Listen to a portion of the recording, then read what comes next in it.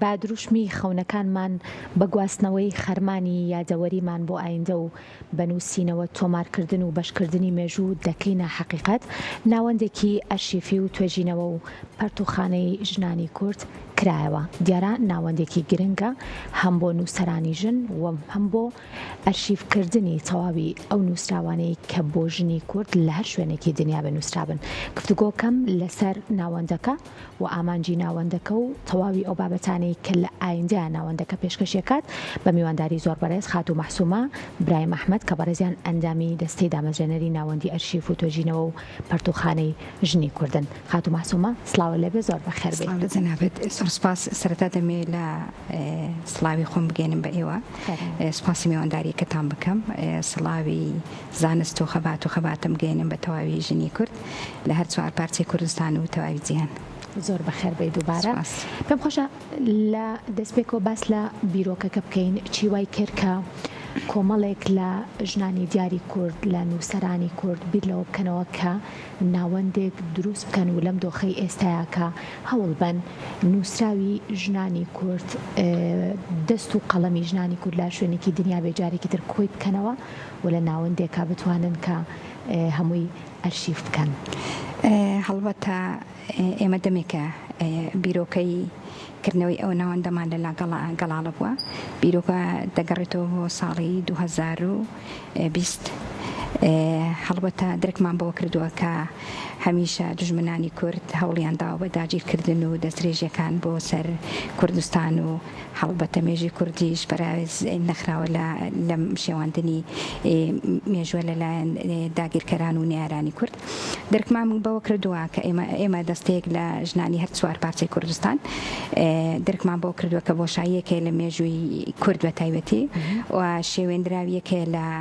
گەیاندن و نووسین و بابەتەکان ئەو بابەتانی کە لەسەر مێژووی ژنی کورد هەبووە و تا ئێستا نەخراوەتە ڕوو، یان بەردەست نەبووە لە هەر چوار پارچەی کوردستان. بۆیە بڕیارماندا خۆبەخشانە و لێبردووانە ئەم فەراغە و ئەم بۆشاییە مێژووی کورد بە مێژووی ژن پڕ بکەینەوە. بیرمان لەوە کردەوە سەرەتا چەند ناوێکمان بۆ دۆزیەوە لە کۆتاییدا لە ساڵی 2020 بڕیارماندا بیکەین بە ناوەندی ئەرشیف واتە ئەو بابەتانەی کە کۆیەکەینەوە ئەرشیف بکرێ. توێژینەوە بۆ ئەو بابەتانەیە هەر کەسێک هەر نووسەرێک هەر خانمێک کە لە بواری زانستی ژن و مێژووی ژنە بیەوێت توێژینەوە بکە بتوانێت لە ناوەندەکەی ئێمەیە بیگەینێ. پەرتوخانە ئەمانەوێ هەموو ئەو بابەت و ئەو بابەتە بینراوە بیسرا و دیرۆکانی کە هەیە کۆیکەینەوە لە ناوەندەکەمانە کۆیکەینەوە بۆ ئەوەی لە فەوتان بیپارێزین. ئامانجی ناوەندەکە چییە؟ ئایا تەنها کۆکردنەوەی یاخود ئێوە بێگومان ئەگەر هەوڵ ئێوەتان نابێ ناوەندێکی جوانی بۆ شێوەیە دروستکەن چەندین ئامانجمان بەرهەمێکە لە خەبات و تێکۆشانیوی کۆمەڵێک لە ژنی ڕۆشنبیر و ڕۆشنبیری بەتوانای هەر چوار پارچەی کوردستان. ئامانجمان ئەوەیە بتوانین ئەرشیفی ژنی کورد لە فەوتان بپارێزین نەکەر هەرێمی کوردستان هەر چوار پارچەی کوردستان. ئامانجێکی ترمان ئەوەیە کە بتوانین ئاشنابوون لە مابەینی ژنانی هەر چوار پارچەی کوردستان لە مێژووە لە کەلتورە لە دیرۆکە لە نووسینە پەیوەندیەکی تەواومان هەبێت. دیارە بێگومان نووسراوەکان زۆرن بۆ ژنان، زۆر ژنمان هەیە لە بواری ڕۆمان ئەنووسن، زۆرمان هەیە لە بواری ئەدەبیات، زۆرمان هەیە لە بواری زانستە، زۆرمان هەیە لە بواری مناڵانە، زۆر بابەتی تر هەیە. چین ئەو بابەتانی کە جگەر لەمانەش کە پێویستەکات لە ئایندە لە ناوەندەکە هەبن بۆ ئەوەی کە ئێوە بتوانن هەم ئەرشیفیکەن و هەم لە پەرتوخانەکەی خۆشتانە بیپارێزن. هەڵبەتە لە 2020ەوە کە دەستمان پێ کردووە زۆربەی هەرە زۆری ئەو بابەتە هونەری و دیرۆکی و زارەکی و بابەتی زانستی ژن و چیرۆکی مناڵان و لەسەر تەواوی هەموو ئەو بابەتە کۆمەڵایەتی و زانستی و هونەریانە بتوانین لە کتێبخانەکەمانە لە فەوتان بیپارێزین. باشە، پرسیارێکی ترم لا دروست بوو خات و مەحسوومە، ناوەندەکە تەنها بۆ ئەو کەسانە بێت یاخود گرنگی بۆ ئەو کەسانە بێت کە دەیان ساڵە نووسەرن یاخود دەستگیرۆیی ئەبێت بۆ هونەرمەندانی خانم و ژنانی با بڵێم گەنج کە تازێنە نێو بوارەکە و تازە ئەنووسن قەڵەمی نوێن لەناو ئەدەبیاتە دڵنیا بەلەوە کە ئێمە دەستێک لە دامەزرێنە نارین خانمی بەتوانە و ڕۆشنبیر و بەتەمەنیشمان لەگەڵایە گەنجیشمان لەگەڵایە ئەوانەی تازە خەریکی بابەتی نووسین و هونەر و کەلتوری ئەدەبیاتی کوردین ئەوانشمان لەگەڵان هەوڵ و ماندووبوونشمان هەر ئەوەیە بتوانین یعنی هەموو تەمانەکانمان لە ناوەند لە پەرتوخانەکەمانە کۆبینەوە بۆی بتوانین ئەرشیف کە ئەڵێ ئەرشیف ینی تەواوی بابەتەکانی ژینی کورد لە فەوتان بپارێزین. ئەو بابەتی کە زۆر سەرنجڕاکێشە لە نێوم ناوەندەیە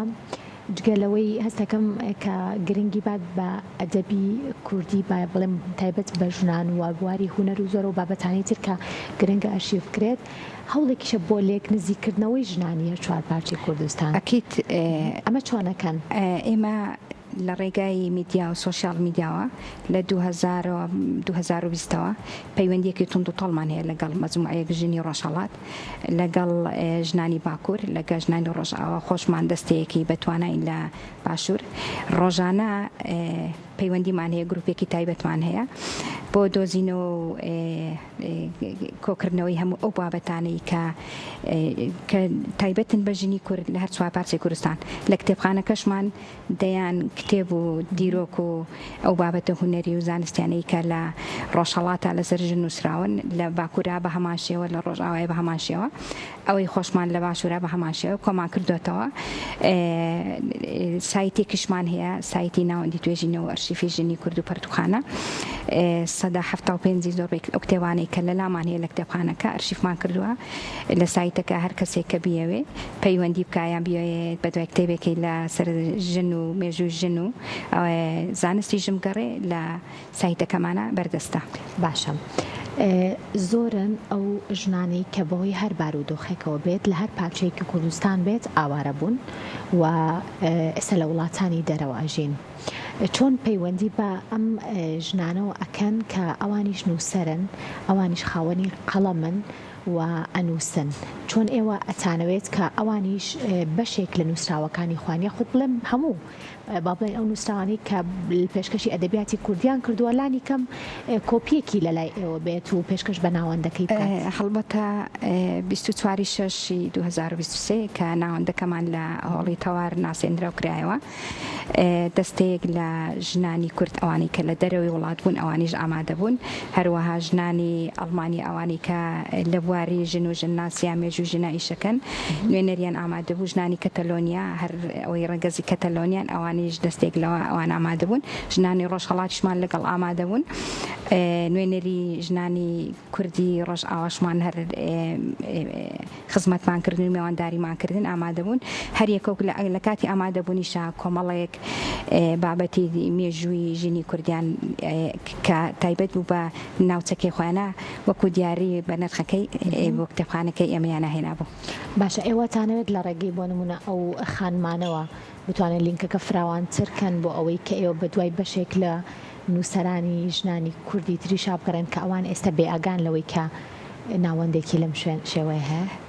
هەڵبەتە لە سایتەکانە لە پەیجەکانی خۆمانە پەیوەندی ماگرێداوە لەگەڵ هەموو ئەو خانم و ئەو ژنانەی کە لە بواری ژناسی یاخود مێژوو ژینی کووردا